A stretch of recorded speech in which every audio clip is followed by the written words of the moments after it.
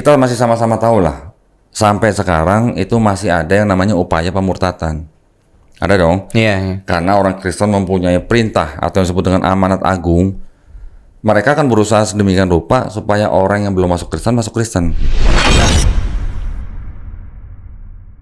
Bismillahirrahmanirrahim. Pertanyaannya ini cukup nyentrik nih, agak gigit nih ya. Apa tuh? Kenapa sih kita sebagai umat Muslim lebih membahas masalah Bible nih kok? Sedangkan kita kenapa harus membahas itu gitu? Saya kan bergabung di sebuah yayasan, yaitu Yayasan Pembina Mu'alaf at-Tauhid. Okay. Yayasan Pembina Mu'alaf at-Tauhid ini kita visi misinya selain daripada kita membina para mu'alaf, kita kan juga ingin melindungi atau membentengi akidahnya umat Islam. Awalnya dari mu'alaf, kemudian untuk umat Islam secara umum gitulah. Bagaimana cara membentenginya? Nah, kan dengan penguatan akidah. Penguatan akidah kita melalui jalur yang namanya jalur dakwah kristologi. Gitu. Dakwah kristologi bukan kita ngajarin Bible untuk masuk Kristen, bukan. Tetapi untuk kita tahu perspektifnya orang Kristen bagaimana, akidahnya orang Kristen bagaimana, supaya bisa kita pisahkan dengan akidahnya orang Islam gitu. Jadi kita masih sama-sama tahu lah, sampai sekarang itu masih ada yang namanya upaya pemurtatan. Ada dong? Iya. Karena orang Kristen mempunyai perintah atau yang disebut dengan amanat agung. Mereka akan berusaha sedemikian rupa supaya orang yang belum masuk Kristen masuk Kristen gitu.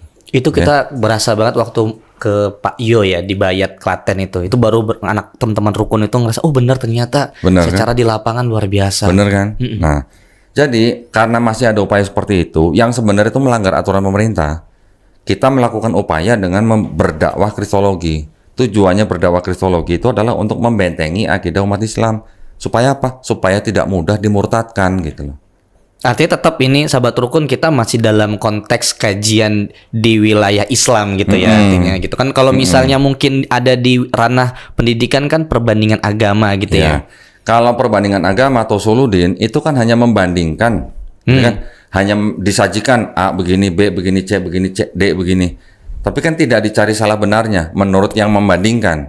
Tapi kalau kristologi kita atau sebut dengan kritik kristologi, kita bisa membentengi akidah umat Islam itu dengan cara memberikan kritik terhadap kristologi itu gitu, yang masuk akal gitu. Jadi sebenarnya kajian kita ini adalah kajian yang disebut juga kajian dakwah tauhid. Karena kajian kita adalah dakwah untuk mengajak orang bertauhid gitu. Nah, dakwah kita sebenarnya untuk umat Islam. Tapi kalau ada yang di luar Islam mendengarkan atau menonton mendapat hidayah, itu alhamdulillah itu bonus gitu lah. Dan kita sangat terbuka dengan yang non muslim untuk berdialog atau berdebat. Sejauh mana Koko Dondi sudah berdialog? Sudah, saya ditugaskan dalam 1 tahun minimal 2 kali berdebat. Face to face ya, tatap muka ya, bukan online, bukan Zoom, bukan. Kalau Zoom kita tahu lah kendalanya banyak kan ya, sinyal lah apa segala macam. Tapi kalau kita face to face, hadap-hadapan, mau lari kemana gitu, nggak ada alasan gitu. Tinggal buka-bukaan aja, buka-bukaan Bible aja gitu. Mau argumen apapun semuanya di situ, kelar di situ gitu. Hari itu. Gitu. Artinya memang Kodoni terbuka banget untuk berdialog seperti itu ya. Justru malah saya mengajak, tapi saya mintanya pendeta ya, bukan evangelis. Harus pendeta yang punya jemaat gitulah. Kenapa? Ya, secara pengetahuan dan lain sebagainya. Iya dong, pasti kan kalau pendeta punya jemaat kan pasti punya pendidikan yang formal, gitu kan. Jadi kita ajak supaya kita bicara secara mau teologis boleh, mau mau kritik teks boleh gitu. Itu kita semua sudah persiapkan gitu. Silakan kita tinggal buka-bukaan aja, tinggal buka-bukaan Bible. Ini ayat asli apa enggak gitu aja buka-bukaan. Iya. Iya kan? Bener. Nah, yang kita tuju atau yang kita serang itu bukan pribadi pendetanya, enggak. Kita masih berteman baik atau bisa ngopi bareng masih bisa. Tapi yang kita serang adalah argumennya. Nah, tujuan kita untuk siapa debat ini? Untuk penonton gitu. Penonton silakan perspektif sendiri masing-masing, tidak perlu dipaksa, tidak perlu ini. Kalau untuk umat Islam ya mudah-mudahan imannya makin tebel gitu ya. Untuk yang non Islam ya insya Allah terbuka secara pemikiran gitu ya. Iya. Saya udah 2 kali debat online yang face to face begitu. Bukan online, offline. Yang face to face begitu. Dan memang sangat efektif buat kita. Nggak apa-apa, biayanya besar nggak apa-apa. Kita mengeluarkan biaya. Oh, jadi yang mengeluarkan biaya juga dari Geraha Mu'alaf tuh. Biasanya awal kita tawarkan sharing. Oke. Ya, masing-masing biayanya tanggung bersama gitu. Tapi kalau ternyata dia mau tapi nggak punya biaya, ya akhirnya kita yang biayain tapi dengan kondisi dan syarat tertentu gitulah. Gitu. Contoh misalnya siar, menayangannya siapa yang punya hak siar gitu. Oh, Itu oke. aja. Oke. Nah, ini merujuk nih kok terhadap kajian. Tapi kan kita kan memang batasan dalam kita mengkaji kan kita tidak boleh menghujat, ya, boleh. kita tidak boleh menghakimi ya. Memang secara ini spesialis yang kedua ini bicara lewat teks ya. Di Yayasan Geraha Mu'alaf kita juga sebisa mungkin tidak boleh menyerang atau menghujat pribadi dan sesembahan mereka. Itu nggak boleh. Dan itu kan juga dilarang di dalam Al-Quran. Iya, kan? iya. Kita sebagai umat muslim dilarang itu. Kita tidak boleh memaki sesembahan orang lain supaya orang itu tidak memaki sesembahan kita tanpa pengetahuan. Gitu. Nah, jadi kita juga tidak boleh menyerang pribadi pendetanya, nggak boleh. Kita harus berteman baik dengan setiap orang gitu, entah apapun latar belakang dan agamanya gitu.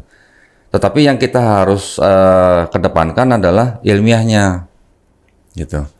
Tidak semerta-merta Bapak ini pagan misalnya, nggak boleh begitu. Iya, iya. Yang kita serang adalah ajarannya gitu. Ngerti, paham. Gitulah kira-kira. Jadi kita bukan mau mencari permusuhan, bukan. Tapi kita mau membicarakan sesuatu yang masuk akal gitulah. Iya. Ya, logis secara gitu. logika. Nah, Soalnya kalau misalnya ada statement jangan semua ditafsirkan secara logika dong gitu. oke, nggak apa-apa. Tinggal kita lihat tafsir itu tafsir yang resmi itu bukan tafsir siapa gitu. Jangan tafsir orang dipakai atau dipelintir gitu. Karena kita harus tahu juga di dalam Bible ini, tadi kan saya bilang ada perjanjian lama, perjanjian baru. Yang perjanjian lama ini kan punya siapa? Asalnya dari kitab apa dan punya siapa gitu. Kenapa ditafsirkan oleh mereka menjadi sesuatu yang sangat berbeda gitu. Itu kan yang harus kita bisa buktikan gitu. Ya. Kalau udah jelas bahwa perjanjian lama ini adalah milik orang Yahudi, di mana orang Yahudi ini juga punya tafsir sendiri, punya perspektif sendiri, terus kemudian diterjemahkan ke bahasa Yunani, ada kata-kata yang dirubah, kemudian ditafsirkan ulang oleh mereka, yang dibikin seolah-olah bicara mengenai Yesus di perjanjian baru gitu. Nah, ini kalau begini gimana? Apakah ini murni punya orang Kristen kalau begitu? Kan enggak. Nah, ini yang harus kita bisa perbincangkan. Artinya ada sesuatu yang tidak murni lah di dalam Bible mereka gitu. Dan monggo di cross check sendiri. Dan monggo gitu di cross check. Kalau misalnya mereka juga menemukan sesuatu yang diduga tidak murni dalam Quran, kita juga sangat menerima kok. Kita tinggal tarik aja tafsir-tafsir dari ahli apa? Dari ahli tafsir Islam kan, gitu. Sejarahnya juga boleh ditarik. Quran ada nggak, nyomot mana gitu, kitab siapa gitu dicomot ada nggak gitu. Kalau kisah-kisah di dalam Quran yang nama profilnya sama dengan yang di dalam Bible, itu bukan berarti kita jiplak. Nah, itu juga salah satu pertanyaan komentar yang nauzubillah sih, subhanallah banget sih. Sekarang kalau dibilang Quran jiplak Bible, ya oke. Kalau dibilang Quran jiplak Bible, di Quran ada nggak cerita Nuh mabok anggur, Enggak. telanjang? Enggak. Ada itu di Bible ada. Ada. Ada nggak di Quran cerita mengenai Nabi Harun bikin patung sapi yang disembah, berhala? Ada nggak di Quran? Nggak ada. Nggak ada. Ada nggak cerita di Quran Nabi Daud berzinah gitu sama Binor gitu? Ada seperti itu kok. Ada. Serius? Ada. Ada nggak di Quran begitu? Nggak ada Nggak dong. ada. Ada nggak cerita atau kisah di Quran Nabi Sulaiman alaihissalam musyrik? Musyrik? Musyrik? Nggak ada lah pasti. Ada nggak? Nggak ada. Di Bible ada. Ada nggak kisah di Quran Nabi Ayub diuji kemudian menyalahkan Tuhan karena Tuhan yang menguji dia gitu? Nggak ada. Justru malah di situ kalau perspektif Islam ya yang saya pelajari, tentunya sabar, kemudian bertakwa kepada Allah dan menyerahkan segala urusannya kepada Allah. Ada nggak di Quran kisah Nabi Lut yang menghamili 2 anak perempuannya? Kok bengong sih mukanya? Ada nggak di Quran cerita Nggak begitu? ada lah kok. Kalau nggak ada, terus bagaimana bisa dibilang Quran jiplak Bible gitu loh? Di Bible ceritanya begitu. Benar-benar ada di dalam. Mau dibuktiin? Tinggal dicari aja, ada ya di Bible ada. Nah, kalau di Bible ceritanya begitu, di Quran ceritanya nggak begitu, terus dibilang jiplak gitu, hanya karena nama-namanya sama gitu.